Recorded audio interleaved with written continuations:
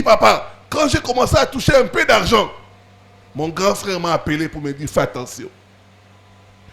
Tu sais que dans notre famille, on ne touche pas beaucoup d'argent. Comme je te vois partir, fais attention. Tu risques de mourir avant. Rien que cet avertissement-là, ça fait à ce que le frère commence à rencontrer des blocages. Des blocages, des blocages, des blocages. Son grand frère ne l'a fait qu'avertir. Il dit, fais attention. Dans notre famille, on ne touche pas beaucoup d'argent. Il y a des familles où tout le monde connaît.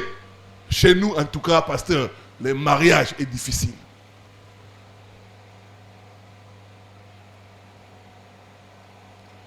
Donc ce sont des constitutions que ces esprits-là établissent dans les familles. Tout le monde sait ça. Par la puissance du sang de Jésus, je brise toute constitution qui est dans votre famille. Au nom de Jésus-Christ. Au nom de Jésus-Christ. Donne-moi un bon amen. Cette loi est brisée.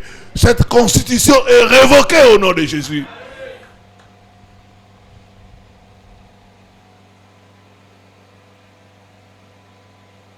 Dans notre famille, on ne dépasse jamais 50 ans.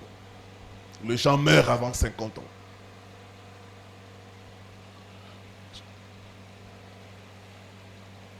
Ce sont eux qui établissent ça. Dans notre famille, ils vont attaquer la sémence mâle. Les hommes meurent, les femmes restent. Il n'y a pas des hommes.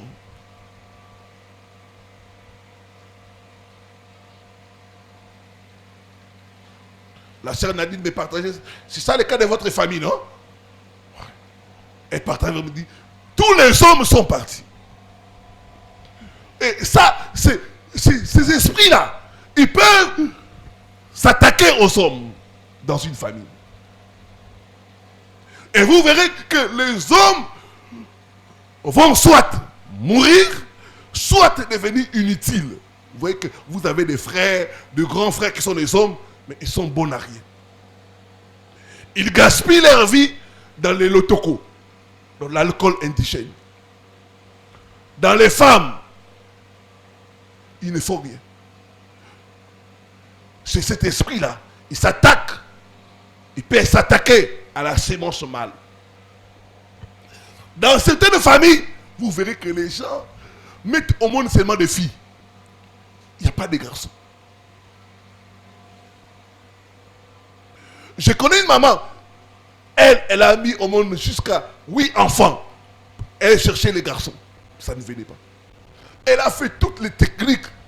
Mais elle ne savait pas que c'était un problème spirituel.